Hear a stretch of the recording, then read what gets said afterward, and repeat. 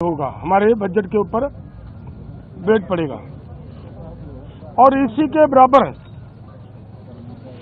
एक खेती माहर साउथ का प्रकाश कामारेड्डी जी के अनुसार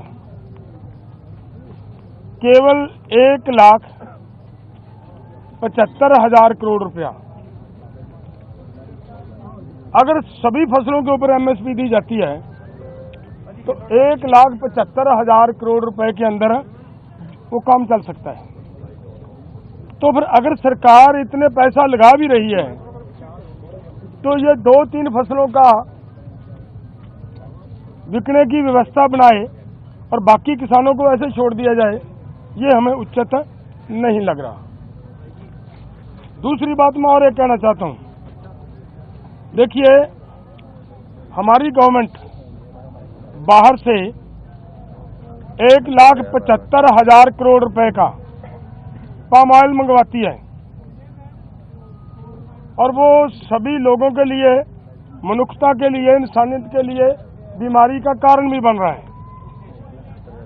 फिर भी उसे मंगवाया जा रहा है। अगर यही पैसा 1,75,00,000 रुपया देश के किसानों को तेल बीज फसलें उगाने के लिए और उनके ऊपर एमएसपी की घोषणा करे सरकार और उसके ऊपर खरीदी की गारंटी बनाए सरकार, तो 1,75,000 करोड़ से उधर के पैसे इधर आ सकते हैं।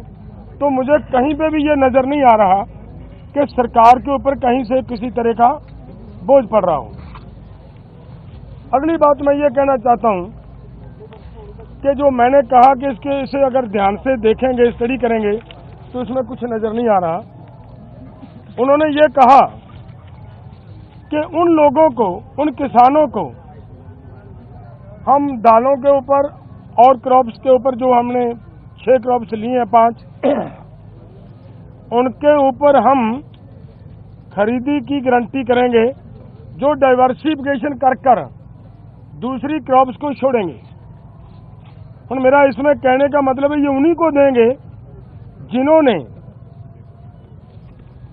धान को छोड़कर मूंग को लगाया होगा। अगर जिन्होंने धान को छोड़कर मूंग को नहीं लगाया, अपने आप नेचुरल मूंग की बिजाई कर रहा है, उसकी खरीदी नहीं होगी। तो इसलिए इन सभी बातों से ये निकल कर आता है कि इसमें से कुछ किसानों को लाभ होने वाला नहीं है। हमारी मांग है कि पूरे देश के किसानों की 23 फसलों के ऊपर हमारी सरकार एमएसपी अनाउंस करती है। जो 23 फसलों के ऊपर एमएसपी की अनाउंसमेंट होती है वो इन्हीं के ही सीएसीपी की सिफारिशों के ऊपर होती है।